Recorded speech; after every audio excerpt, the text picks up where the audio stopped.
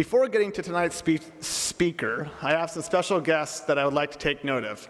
Most importantly are the ones that probably keep him in line and may have even gotten him here on time. His wife, Christine, daughter, Dana, and mother-in-law, Trudy Cruz. Ladies?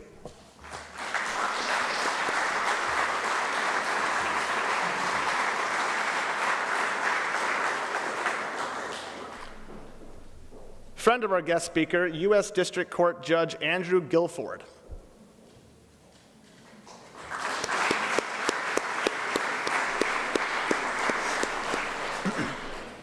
Senator Dick Ackerman and Republican National Committee woman Linda Ackerman.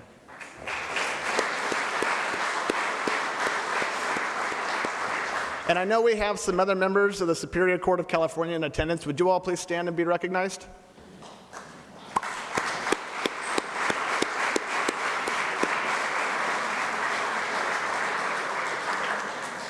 Now, tonight's speaker, I was looking over his bio and it's pretty extensive, so I'll go as quickly as I can. Former Congressman James Rogan is a graduate of the University of California at Berkeley and the UCLA School of Law, where he served as a member of the UCLA Law Review.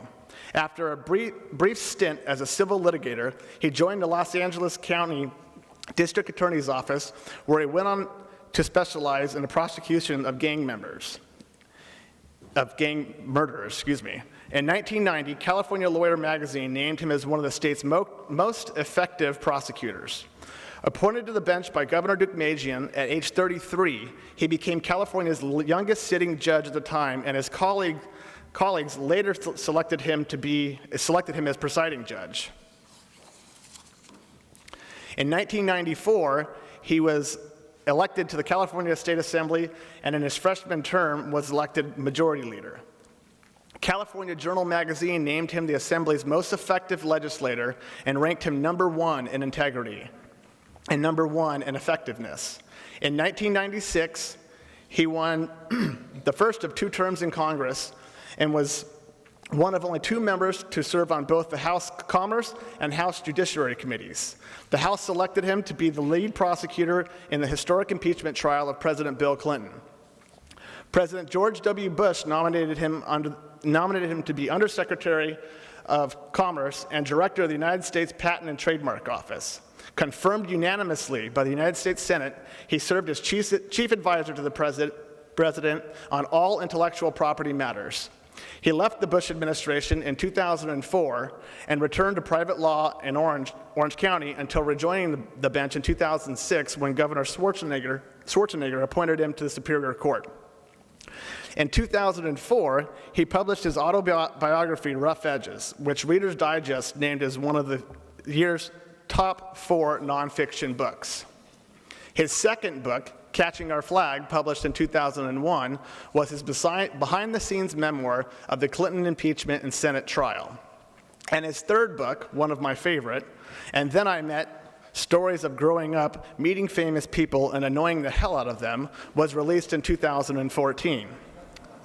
His latest book, On to Chicago, Rediscovering Robert F. Kennedy and the Lost Campaign of 1968, was released today, the 50th anniversary of Robert Kennedy's death. All of these books are coincidentally for sale in our museum store, and they can be purchased and signed after the talk. Please do. Ladies and gentlemen, a skilled author, leader, politician, and great mentor to me, please join me in welcoming good friend, Judge Jim Rogan. Thanks, Chris.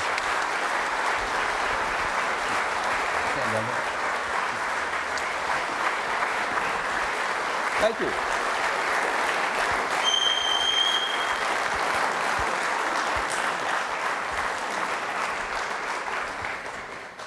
First, I want to thank my good friend Chris Nordyke for that very comprehensive introduction / book promotion. I really appreciate it. Chris is an old friend, and I want to thank also just the wonderful people here at the Nixon Library Foundation. They not only are a great service and source for all of us here in Orange County, but they just do a wonderful job promoting the legacy of the 37th president. The docents here, I want to thank all of them. They spend thousands of hours each year. It's all volunteer work, and would you join me in just giving thanks and a round of applause to all of these great people?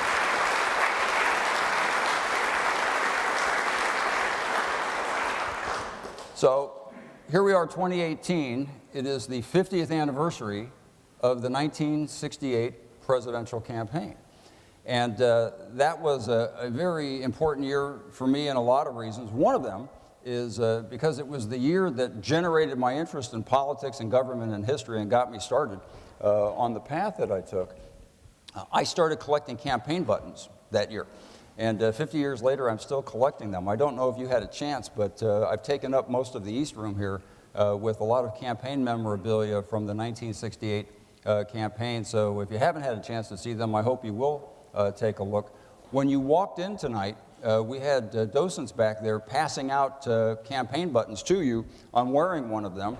They have a picture of President Nixon. It says, "Nixon's the one." These are original campaign buttons from the 1968 campaign. I brought a great big bag of about 3 pounds of them today, and so they could pass them out to all of you. And one of the docents said to me earlier, "Where did you get all of these campaign buttons?" And I said, "Well, when I was a kid, I would plot out where all the headquarters were and get my mom to drive me around." I was a little 10-year-old boy in 1968. I'd go into all the headquarters and ask for campaign buttons. And I went to the Nixon office, and they told me, "Help yourself." And I have this 3-pound bag of them, and she said, "Oh, wow, that's a lot of campaign buttons. That looks like it might have been the headquarters' entire supply." I said, "I think it was." And she said, "Well, that's so sweet of Richard Nixon's campaign workers to give a little boy all of their campaign buttons." I said, "I didn't say they gave them to me." But the statute of limitations has passed. Anyway, if you didn't get one, please do. We in the law, and I have a lot of colleagues here tonight, we in the law are associated with gavels. And so I thought it appropriate to bring a gavel to call this meeting to order. This is a special gavel. This gavel is from my collection. This is the gavel used by a member of the House of Representatives, the Majority Leader, Carl Albert, later Speaker of the House, to preside over the iconic 1968 Democratic National Convention in Chicago. This was the gavel used that banged down the nomination of Hubert Humphrey as the man who challenged Richard Nixon for the presidency. I have this picture here. I don't know if you probably can't see it, but it's a picture of Hubert Humphrey at the convention being greeted after his acceptance speech. He's shaking hands with George McGovern. Here is Humphrey's running mate, Ed Muskie. And if you look right here on the corner, you see the gavel that was used. I'm going to entrust this to my daughter for the evening. And so I thought that was appropriate to bring it, and I hope that you'll get a chance to look at some of this memorabilia. Well, let's talk a little bit about the year 1968. A fascinating year, probably one of the most iconic elections in American history, certainly in the 20th century. And it was the election that got me interested in politics. I never thought, though, that I would be writing about that campaign. One of the things you find when you write a book is that all of these people that you've known for years come up to you and they tell you, "Hey, I've written a book," or "I've started a book," or "I'm thinking about writing a book." Maybe I could just take a couple of minutes and share with you my journey as a writer, because it led up directly to this new book that was published today. My first book I wrote thanks to Newt Gingrich. I had just been defeated for my third term in the House of Representatives, and so Newt took me out to lunch, and I was on time, but he was early. And I remember, if you go to lunch with Newt Gingrich, the table is full. 3 or 4 notepads covering the table, 2 or 3 Blackberries going, and his mind is playing multi-dimensional chess. And I asked Newt, "What are you working on these days?" "Well, I'm writing a book about Gettysburg, and I'm going on an anthropological dig, and I'm writing something about zoology." And he went on, and he said, "Speaking of writing, you need to write a book, but it's not about the Clinton impeachment. You need to write about your early years And that'll be a great book, and here's what you should call it. He started titling it for me, and here's my agent's number, and here's how you're going to put this thing together. And so I met with Newt Gingrich's agent and talked to her, and she said, well, that's fine. It really sounds like an interesting story, and we'll set you up with a ghostwriter. And I told her, well, I'd like to do this myself. And it was just like timeout. You're a politician, you're a lawyer, forget it. It's boring. Nobody's going to want to read this thing. But she let me write a few chapters, and then she let me write a few more. And so that was my first book called Rough Edges, My Unlikely Road from Welfare to Washington. And it basically is a story of how I grew up as the illegitimate son of a single mom on welfare and food stamps. She was in and out of jail. She was a convicted felon. She raised 4 kids as a single mom. How I got it hanging out with all kinds of troublemaking kids and got expelled from high school and never went back. And worked my way from a community college through Berkeley and law school in every job imaginable. Bartender at a female mud wrestling bar. Bartender at a female hot oil wrestling bar. Yes, there is a difference. The hot oil wrestling bar costs $2 more cover charge. Just on and on and on. And what I loved about that book, it was my favorite book until this new one. What I loved about that book was the number of letters I got from around the world, from all of these people who would tell me, I had a background like that. I've been ashamed of it. I was always afraid somebody would know about it. Your book made me feel like it was okay to talk about it. And so now I'm sharing that with other people. Or I've reunited with my father, who I haven't talked to in years and so forth. It had that kind of great meaning, and so I really liked the fallout from that book. My second book was about the Clinton impeachment, and that was the book that I could have made a lot of money on, because when I was in Congress, I had publishers waving contracts at me to do it right then. And I absolutely refused. I had promised myself I would wait at least 10 years, because I wanted to let all the passions of the moment and the anger and the frustration that people felt on both sides go away. I wanted to be able to approach it really more from a historian's point of view, as opposed to just trying to write a book. And that was really good for me, because it gave me a chance to look at it without the emotions of the time. Bad for me commercially, because I finished it the day after Barack Obama was elected president. Nobody wanted Clinton books. They wanted to know, does he have any Obama books? It finally came out in 2011. Ironically, the people that seemed to enjoy it the most were my Democratic counterparts, because they were telling me how much they enjoyed the book. I didn't hear too much from my Republican friends in Congress, because I think they felt I told too many stories out of school. It is not a history of the Clinton impeachment. It's based on my 3.5 feet of diaries of what I went through, what I saw, and what I was going through, and what it was like to go through the impeachment. But I guess I could tell you this. He probably wouldn't mind. A very good friend of mine, who was one of President Clinton's lawyers, we became friends. He wrote me a couple of years ago, sent me an email, and he said, hey, listen, I'm having dinner in a couple of weeks with, as he calls him, the big guy. And I read your book, and I really liked it. And I think he'd really like it. Would you sign one for him, and I'll give it to him at dinner? And I said, I think we better identify right now which big guy you're talking about. He said, oh no, the big guy.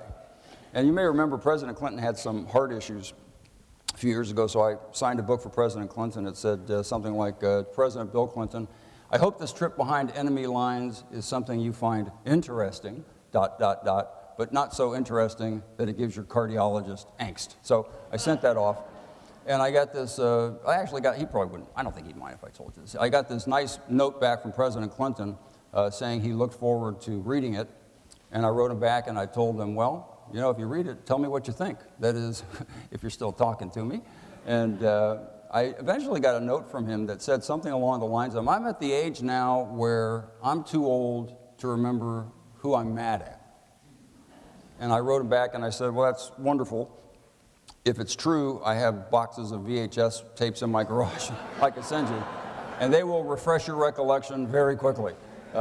So that was my second book. My third book, And Then I Met, Stories of Growing Up, Meeting Famous People, and Annoying the Hell Out of Them, were based mostly from my time as a little kid growing up. I was fascinated in politics, history, and government. I would cut school all the time. If I saw somebody was coming to San Francisco to give a speech, I'd sneak through Secret Service barricades, and I'd get in and I'd take pictures of these leaders of their day and ask them their advice on how to get into politics. And it was really surprising how many of them back then would take the time for a small kid to encourage them and urge them to, be interested in history and government and politics. And so it's about 55 short chapters. Politicians, presidents, presidential candidates, astronauts, movie stars, you name it. There's all kinds of stories in there, and I hope you enjoy it. And that leads now to my new book that was just published yesterday. I did not intend to write this book.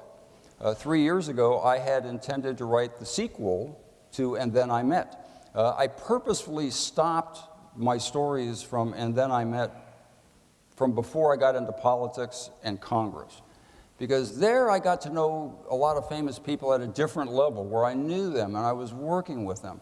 And I wanted to be able to approach that subject differently. And that's what I had intended to do in August of 2015. I had pulled out all my notes and I was getting ready to write the sequel. And then something happened that intervened and deflected me from doing that for the next 3 years. It was in August of 2015, I was sitting and I was watching the first Republican presidential debate hosted by Fox News. And you may remember that debate. There were 17 Republican candidates for president. Do you remember they had 2 different stages? They had to do like the junior varsity debate, and then they had like the varsity debate. Now, I'm a political junkie, and I worked in Congress. I was there. I knew a lot of the people on those 2 stages, and I admired many of them, and various levels of knowing them, having worked with them, and so forth. But just sitting watching this, I started thinking to myself, of these 17 people, most people have heard of Jeb Bush. He was a governor, his dad was president, his brother was president.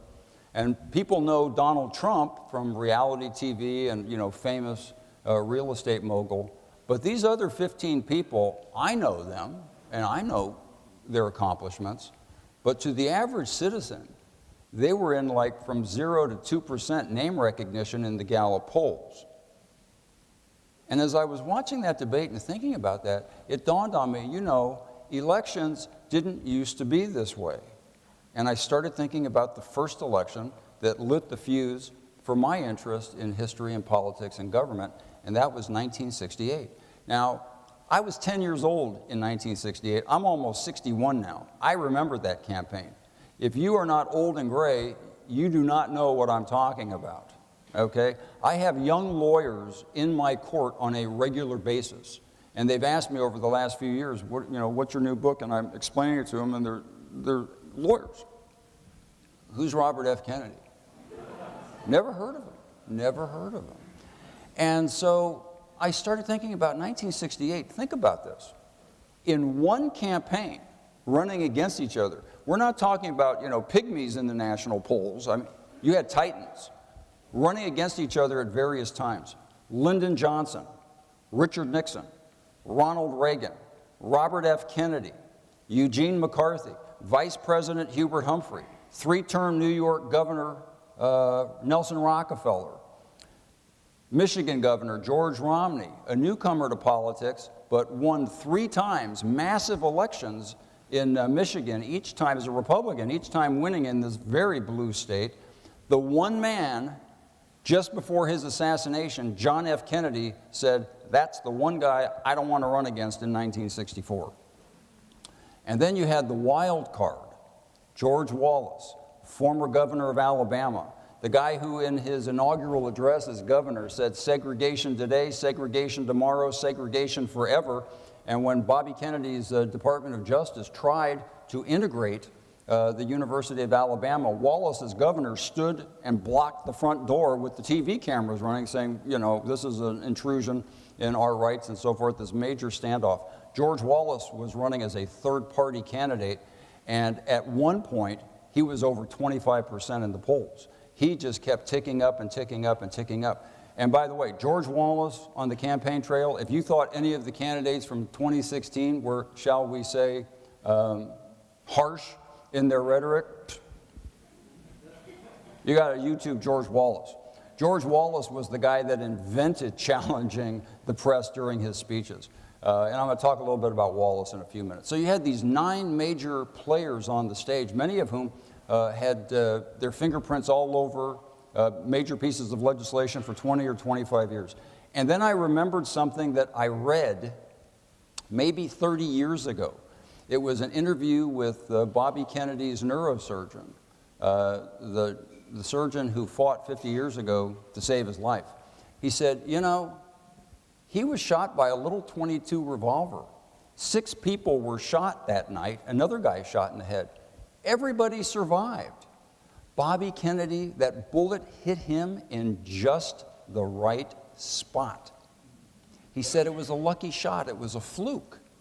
He said if that bullet had hit Bobby Kennedy 1 centimeter to the right, 1 centimeter, he would have left the hospital in a week or 2, and he would have finished his campaign. And then as I sat thinking about that, I thought 2018, that's the 50th anniversary. That was my inspiration 3 years later to write the book On to Chicago, Rediscovering Robert F. Kennedy and the Lost Campaign of 1968. I should tell you that it is not a biography of Robert Kennedy.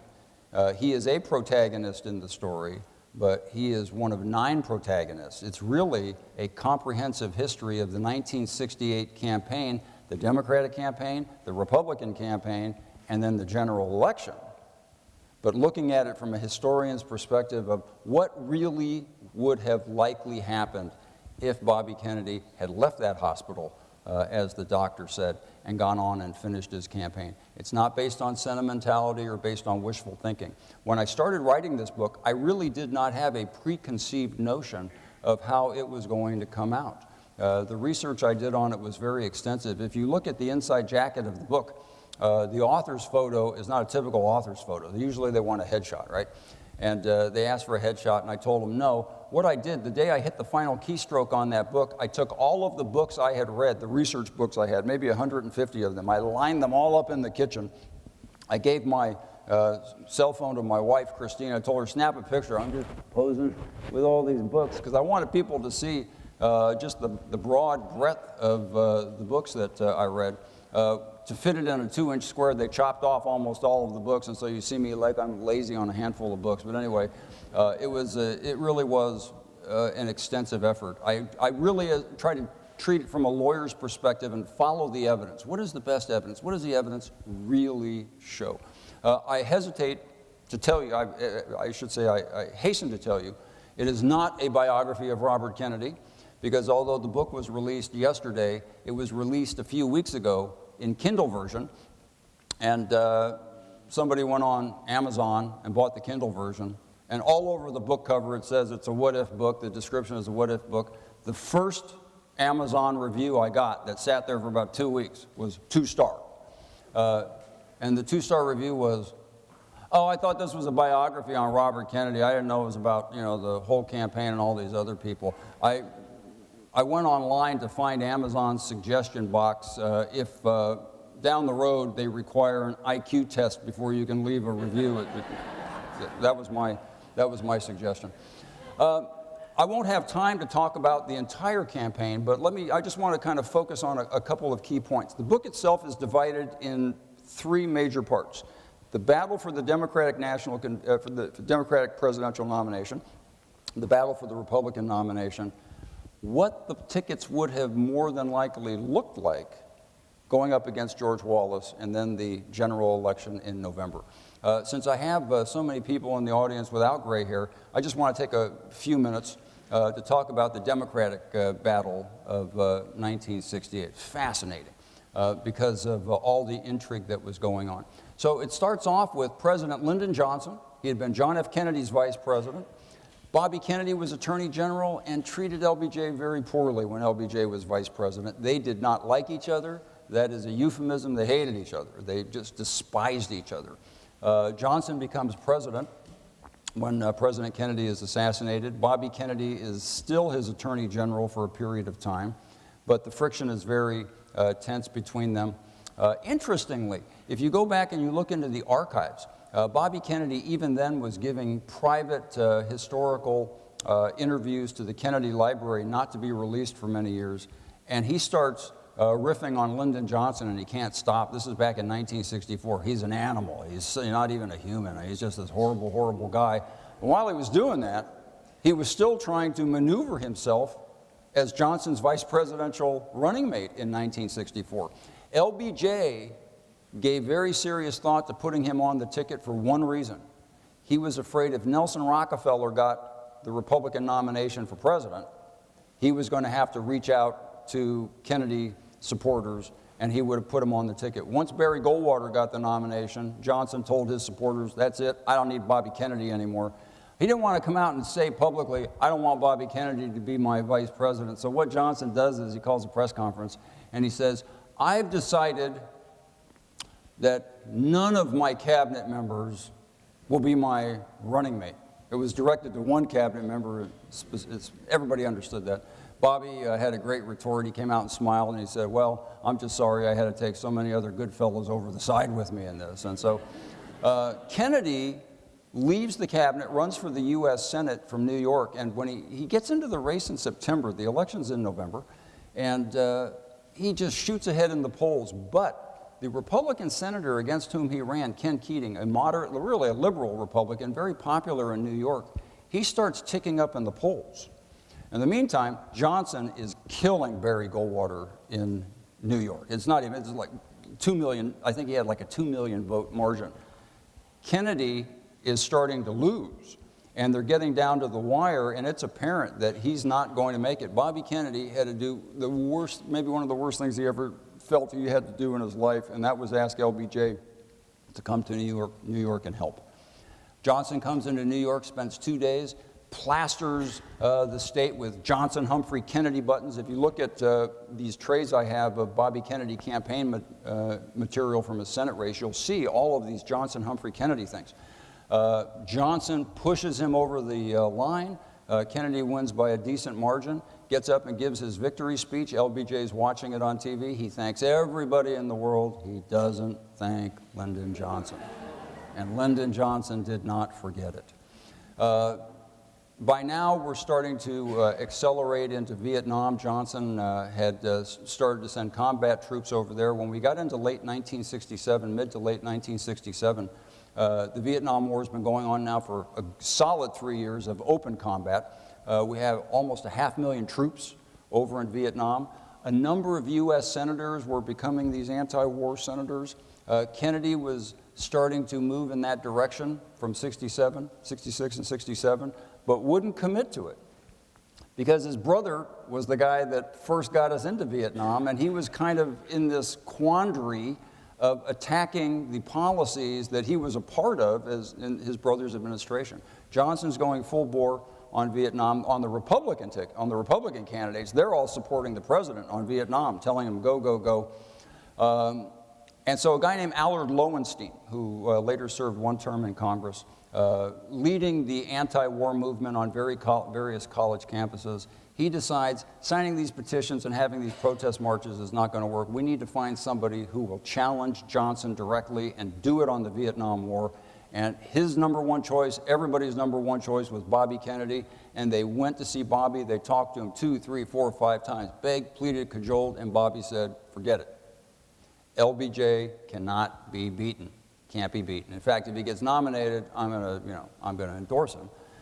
And Lowenstein got into a shouting match at one point with Bobby Kennedy, saying, you could have led this movement. You'll be sorry. These troops would have been your troops, and this train is leaving, and when they leave, it's leaving without you. And Bobby said, yeah, sorry, but this is not going to work. Johnson can't be beaten. So who did they find? They found this backbench senator from Minnesota, Eugene McCarthy. And McCarthy was very lackadaisical about being in the Senate, about being in politics. They talked to him about it. He said, yeah, sure, why not? And he just sort of jumped into the race. Eugene McCarthy, I met him a couple of times. If anybody ever looked like a president, Eugene McCarthy looked like a president. He was about 6'3", silver hair, swept back. elegant. He was a poet. He was a writer. You get to Washington, and as a freshman congressman, I can just tell you, once you get to Washington, you work like mad to try to, get into the club. You want to be in with the power brokers. You want to be in with the people that are making policies so they can put you on the good committees.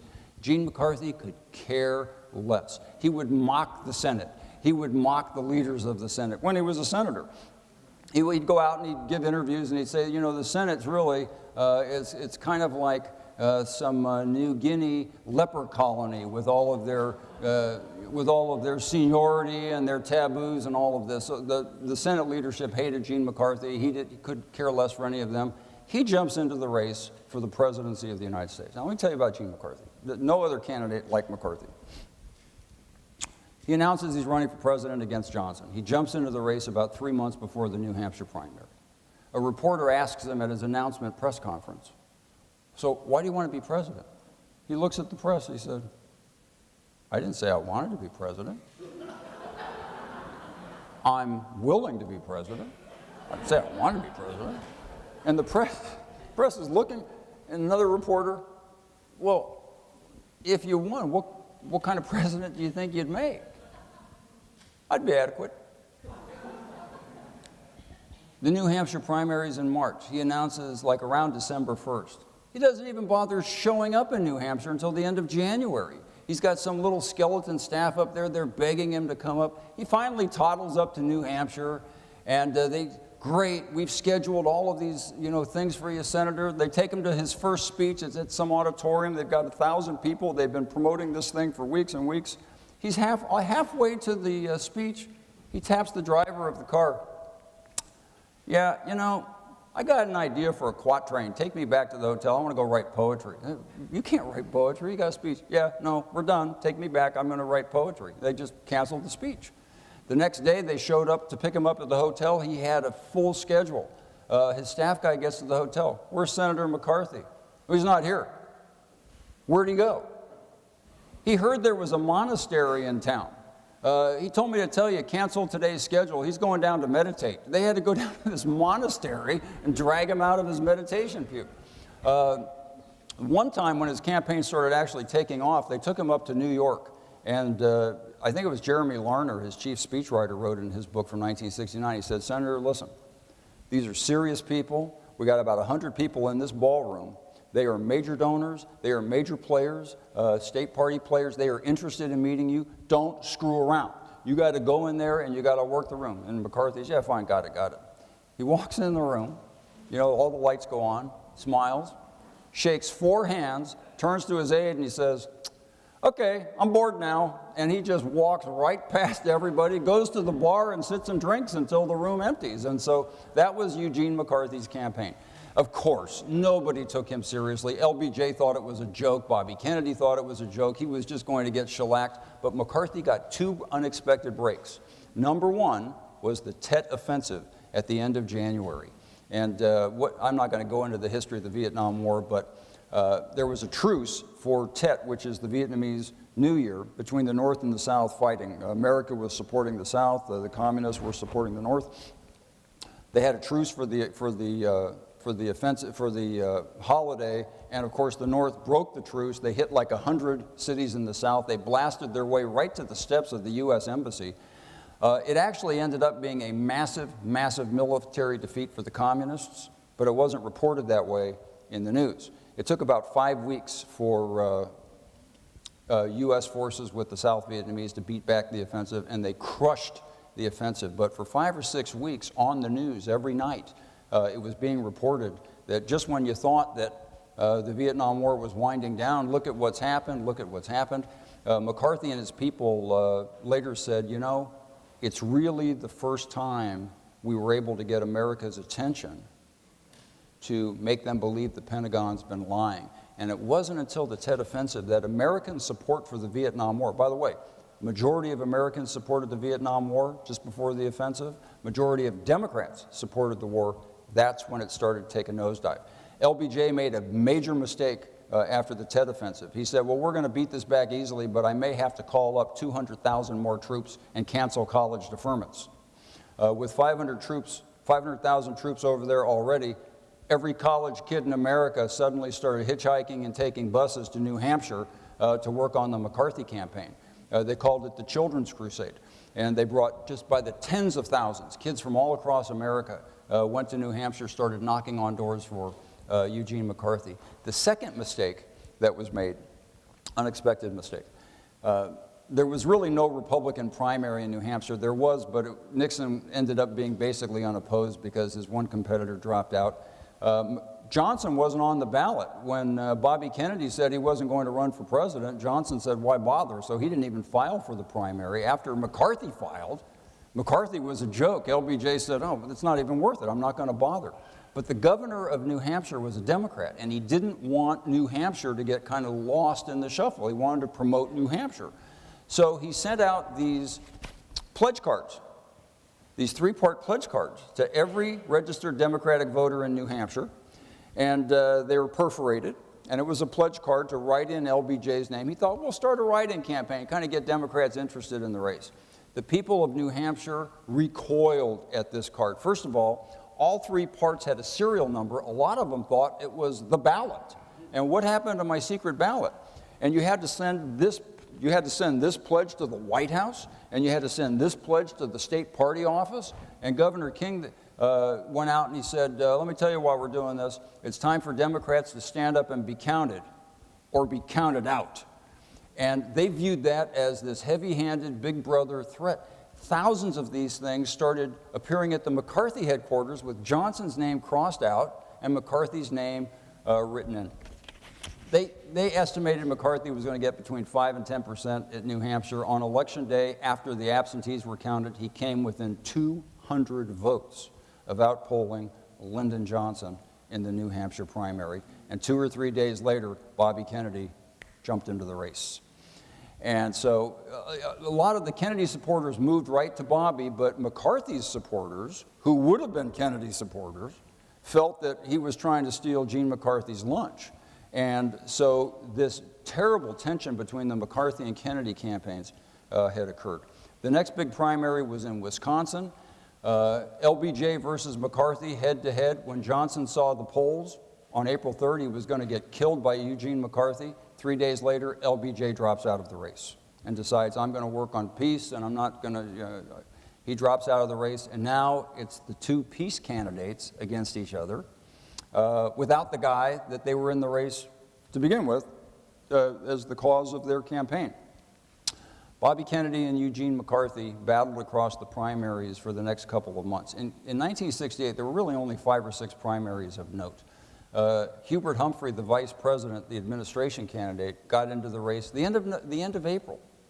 The convention was in August. He didn't enter any primaries because he was too late to file. And back then, with so few primaries, most of the delegates were going to be selected. So Kennedy and McCarthy battled through these primaries. Kennedy's plan was blitz McCarthy in these primaries, wipe him out, drive him out of the race, bring everybody over on my side, and I'll be the guy that can, show everybody I can beat Richard Nixon and Hubert Humphrey can't. The problem with that is he won primaries, but he didn't win by a lot.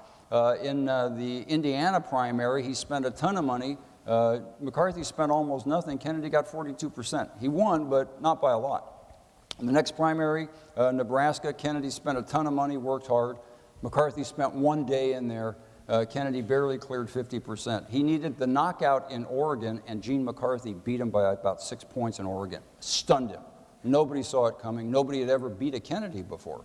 And so California was the make-or-break primary on June 4th. Kennedy said, after losing Oregon, if I lose California, then I'm going to drop out of the race.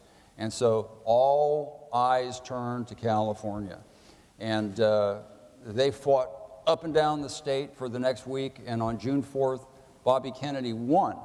But when he went downstairs to give his victory speech, he thought he had cleared about 50%. It turned out, when they got the rest of the votes in, he still had an anemic win of 46 to 42. So it really wasn't a great victory.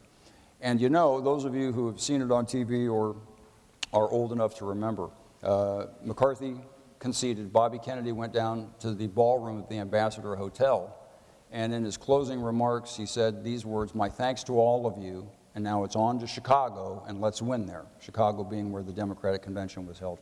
And then he walked off the stage, and a few moments later was shot by Sirhan.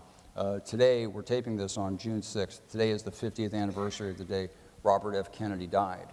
And so, in thinking about that campaign, and thinking about what the history of that race looked like, I wanted to try to answer a question that's been out there for 50 years. What if?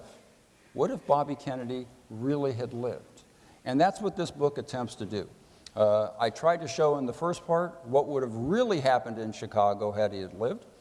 In the second part, what the Republican campaign for the nomination would look like if there was a possibility of a Bobby Kennedy on the ticket. And then the third part, of course, what would America have done in November 1968, and what would America look like beyond? I love this book. I love it more than my first book, Rough Edges. That was always my favorite book. I'll tell you why I love this book in closing. Because when I was a little kid, I used to track down most of these guys. I'd sneak in, I'd get their autographs, I'd meet them. I had never dreamed that one day I'd actually end up being a person that got to tell their story. And when I have lawyers telling me I've never heard of Hubert Humphrey and Bobby Kennedy and all of this, they're all long gone now. It gave me a chance as a writer and from a historian standpoint to not just bring them back to life for a new generation, but to do it in a way where I got to tell their story. And after 50 years, it also gave me a chance to let Robert F. Kennedy finish that journey he started in March 1968, for better or for worse. And so, with the writer's pen and with the imagination of the reader, and maybe a little wishful thinking, finally, after a half century, in this book, Robert F. Kennedy will go on to Chicago. I hope you enjoy it. Thank you.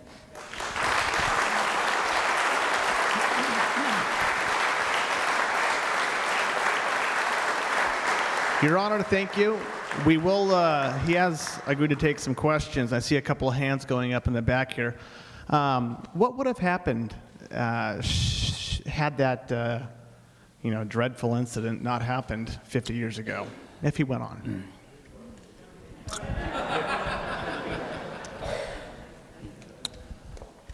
Would you like me to tell you what would have happened? Would Robert F. Kennedy have become president? Yeah, forget it. No. Read the book. Your Honor, that was waiting for me to stall to get to the back of the room to this question. Good to see you, Your Honor. Quick question. The convention ended up being extremely tumultuous, and it's my sense that it may very well have helped Nixon because a lot of folks saw the lack of law and order in Chicago. Had Kennedy lived, would the convention, without giving away too much in your book, would the convention have been as tumultuous, and what effect would his living have, kind of brought us with that convention? If none of you know what that question involves relating to the Chicago Convention in 1968, go YouTube it. I mean, the commission that later studied it called it a police riot. Out in Grant Park in Chicago, anti-war protesters versus police. I mean, there were people seriously injured. I mean, I was watching it live on television as a kid. I had never seen anything like this before. All that violence could have been averted even without Robert Kennedy being there. It was all over the Vietnam War. And Hubert Humphrey, as the presumptive nominee, this is real life, this is not in the book, but this is what really happened, as the presumptive nominee, moved heaven and earth to try to come up with compromise language with the Kennedy people and the McCarthy people to unify the party. LBJ really didn't want much to do with it. He just told Humphrey, you just stay in touch with the Secretary of State and our negotiators. So Humphrey did. They hammered out language that made everybody happy. The Secretary of State said, I can live with it. The negotiators in Paris said, we can live with it. He dotted every I, crossed every T. They were ready to unify the party. Everybody in Grant Park, the word had leaked out. They were ready to have a big love fest. LBJ found out about it, and he put the kibosh on it. And he had the chairman of the platform committee kill it. He said, you're going to do it my way. I don't care if this guy's going to be the nominee. I'm the president. I run this party. They threw out the compromise peace language, and that's when all hell broke loose in Grant Park. If you will allow me, by the way, just a point of personal privilege. I talked about the Tet Offensive a few minutes ago. One of my colleagues, good friends, Judge Rick King, 1968, January, Tet Offensive. Rick King, United States Navy, Seabee, was right in the middle of that warfare. This year, 50 years later on the anniversary, he went back with some widows of the men with whom he fought, and Rick King is in the back. And Rick, I want you to stand up so we can thank you for your service.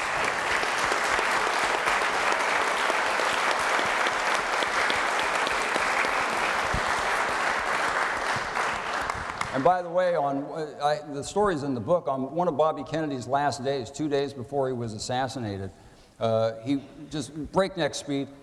He took a few-hour break in the campaign to keep a promise to his kids, and that was take them to Disneyland. They wanted to ride the new ride, Pirates of the Caribbean. So 2 days before Bobby was shot, he had his kids on Pirates of the Caribbean. Rick was on leave and was there with his girlfriend. And he's by the Pirates of the Caribbean. He hears someone say, "There he is." He looks, there's Robert Kennedy right in front of him. He picks up his camera, snaps one quick picture, and the picture's awful, but Rick King is a great servant, great public servant. Anyway, question? Second row here. I have two questions. One is, what would Dick Daley have done? And the other second question is, how would a peace candidate have responded to Russia's incursion into East Europe? The first question deals with what would Richard Daley have done. Richard Daley was the powerhouse mayor of Chicago who ran it like a fiefdom. Richard Daley was very much of a party guy. Richard Daley was also very close with President Johnson. Daley was not pleased that these anti-party people, as he perceived them, were challenging the establishment incumbent president.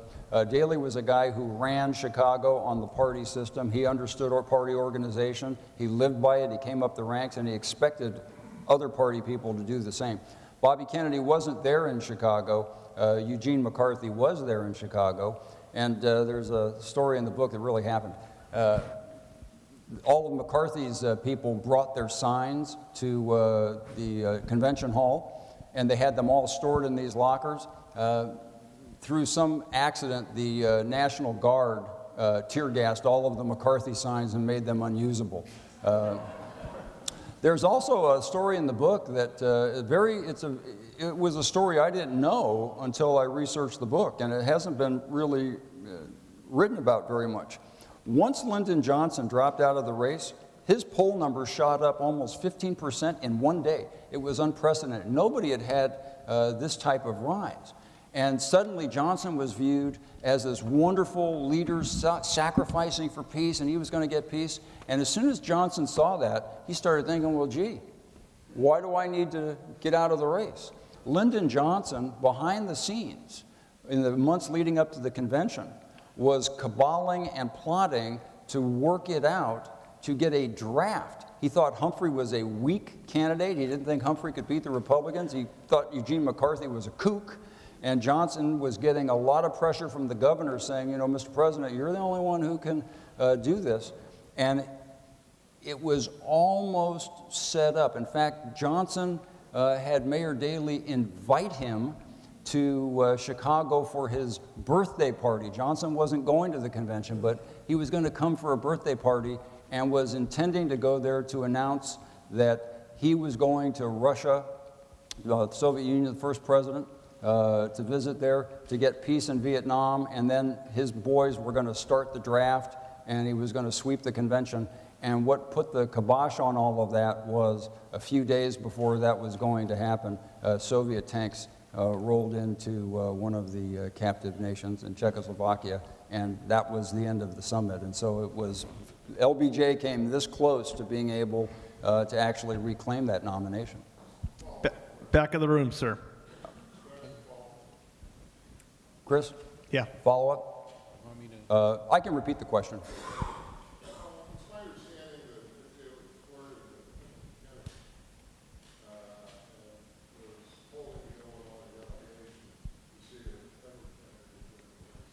Question is, did Mayor Daley flirt with the Kennedys to wait to see if Edward Kennedy would get into the race? Daley did hold the delegation. The delegation was supposed to break for Hubert Humphrey and announce their endorsement the first day of the convention. Daley called everybody together, the delegation together for a conference at the Sherman Hotel. When they came out, they said, we're not going to endorse anybody until nominating night. A lot of people suspected that was to try to see if Ted Kennedy would get into the race. I think the evidence actually shows it was because LBJ was expecting, LBJ put the kibosh on that because Johnson wanted to come and have Illinois break for him. And that's why they didn't want, he didn't want the delegation to go for Humphrey. Back of the room, sir. Hi, Jim. This is Steve. Steve. Nice seeing you.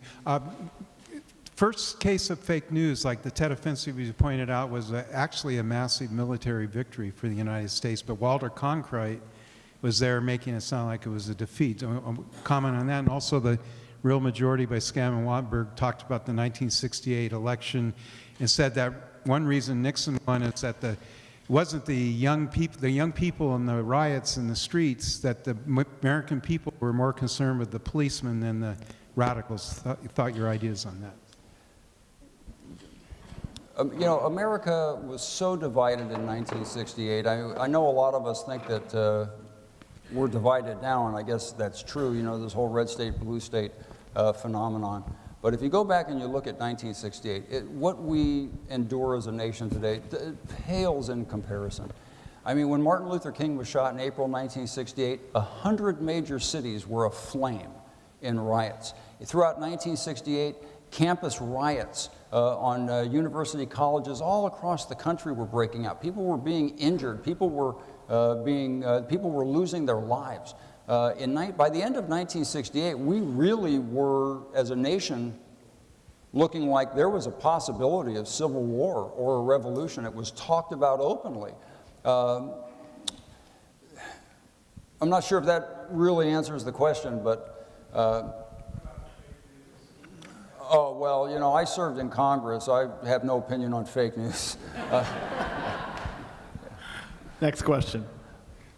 Jim, I look forward to reading your book. I want to ask a question about your book. I want to ask you, how about writing fiction compared to your nonfiction 3 previous books? Which is easier, and is this your new trend, writing more fiction? Oh, thank you, Nick. That's a great, you know, by the way, do not write a book like this if you ever want to get it published. Because my literary agent is here, Celia Yates. Celia, I wasn't going to introduce you because I know every time I tell somebody this is my literary agent, people come up to him and they say things like, oh, you're an agent. Listen, I've written a book. It's called 40 Years as an Embalmer. And, you know, and Celia has to, like, escape from the room. But Celia will tell you, I mean, I wrote this book, I ended up, without knowing it, inventing a new genre of writing. When you write a book, you either write fiction or you write nonfiction. And if you're writing historical fiction, it is expected to be fiction. This book got shopped to several publishers that handle historical fiction. They kept throwing it back at me, saying, we love the book, but here's the problem. It's not historical fiction. Historical fiction is you make everything up, and you stick it in, you know, like 1861, and you have Abe Lincoln walk into the room now and then, and Stephen A. Douglas. It's got too many facts in it. This is not fiction. Publishing contracts and agency contracts, they wanted me to sign a contract saying this is either fiction or it is nonfiction. It's not one or the other.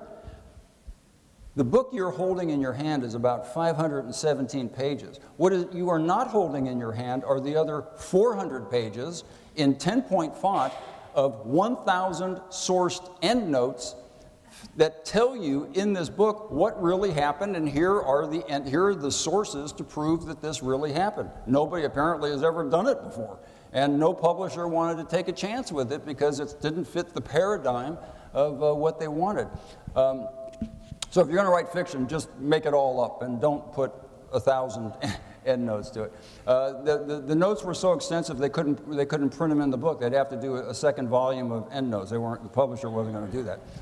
So they created a dedicated website. It's in the book, www.ontochicago.com. If you get the book, if you read something and you think, oh, there's just no way that could have happened. Oh, this just sounds too far-fetched.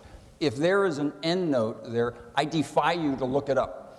And one guy had emailed me who read the book, and he said, I really liked the book. He gave it a 5-star review on Amazon, but he said, you know, this one part you put in here, I just thought that was just really just inappropriate, and you didn't need to make that up. I sent him 4.5 pages of sourced endnotes, and he wrote me back and he said, never mind.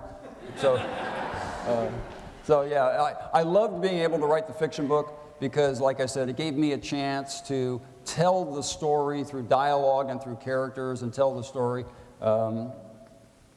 But if you're going to do that, don't do it with endnotes because nobody will want to publish it. We have time for one last question, but before we get to that question, I want to remind everyone to pick up a copy of the book. It is available in our store. Father's Day is right around the corner and makes a great gift. Judge Rogan will personalize the book, what makes it that much more special. I just tried to use Austin's book over here, but a colleague brought me this one in time. Our last question. Yeah, Judge Rogan, yes. I was just going to ask now, if Robert Kennedy won the Democratic nomination, do you think he would have beat Richard Nixon in the general election, in your opinion? Well, I don't want to give you my opinion because then you won't read the book. Newt Gingrich had, watch me deflect this question. Newt Gingrich has this Facebook show that he does called What If, and he's been doing, I think he's in his 2nd season now. So Newt wanted to interview me for it, but I didn't want to fly to Washington. So Newt in this professional, if you look at it, What If, about 3 weeks ago, Newt's well lit and he's got a perfect studio. And then I dug out like some old camcorder in my house. And I waited while my wife and daughters were out shopping at the grocery store and the dog was asleep. And I set up this camcorder, and with just the only light that's attached to the ceiling fan in my little office, I'm doing this 10-minute discussion about the book, and then Newt closed it, and so it's very professional at the front end. It's, you know, me with the camcorder walking around to my desk after I hit the, you know, start button, and all these people were posting afterward. Well, that was just a book promo. He didn't tell us what would have happened. He didn't tell us that Bobby Kennedy would become president, and I'm telling you, if we don't get these brain surgeons off of social media, I don't want to give a hint to it. I will tell you this: the Kennedy people for 50 years, people who love Bobby Kennedy, are absolutely convinced he would have become the president of the United States. Pat Buchanan, who spoke here last year, said there's just no way. He was the guy that President Nixon would have preferred to run against because he didn't have any of Jack's charm, and he could have tied him to tying him to stuff going all the way back to the Bay of Pigs. I do know what the answer to that question is. After you finish my book, you too will know the answer to that question. Thank you, everybody. Your Honor, thank you. Ladies and gentlemen, Judge Jim Rogan, author of On to Chicago.